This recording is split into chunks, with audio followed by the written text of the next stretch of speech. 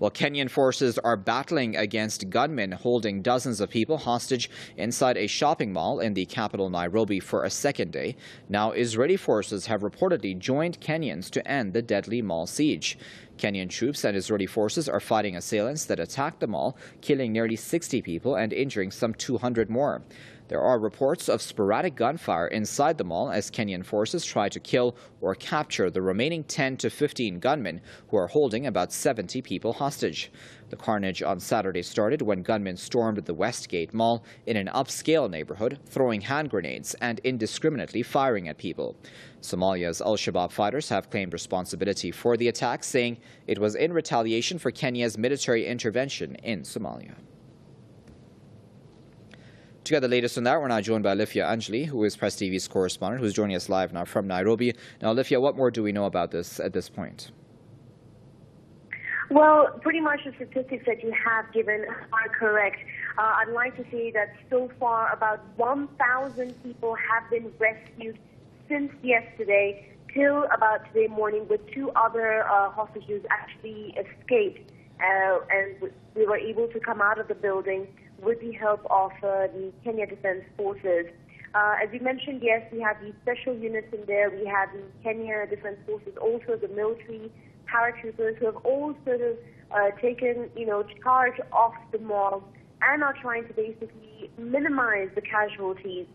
There are, of course, a number of hostages, as you mentioned, still in the mall. Those who survived and have come out do mention that there are several people, there are several dead bodies as well that they saw while they were coming out.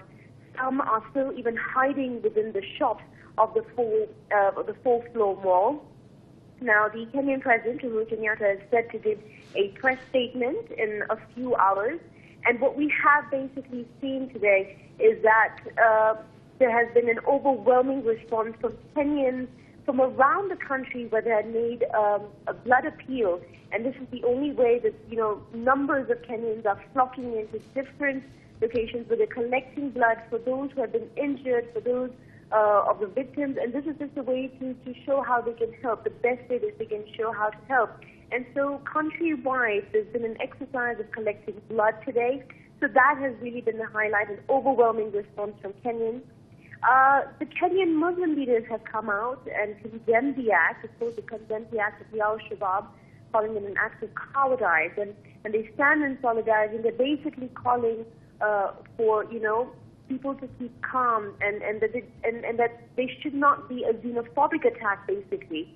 And generally, all politicians, all political leaders, and even the president himself has called for peace, for unity, and for calm to be, the main thing right now. But of course, many wonder that what state those who are surviving the survivors or the hostages inside the building are in. There's been no access to them, no water, no food has reached them in close to 2 days. So that's pretty much it. The worst part is that the journalists have also been cordoned off the areas.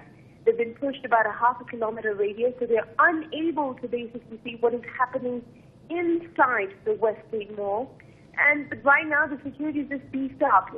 Every hour, we see trucks of military guys coming in and some leaving.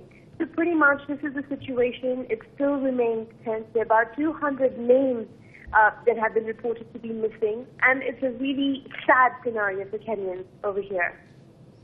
Okay, Alifia, thanks a lot for that. That was Alifia Noorani, Press TV's correspondent, speaking to us live from Nairobi.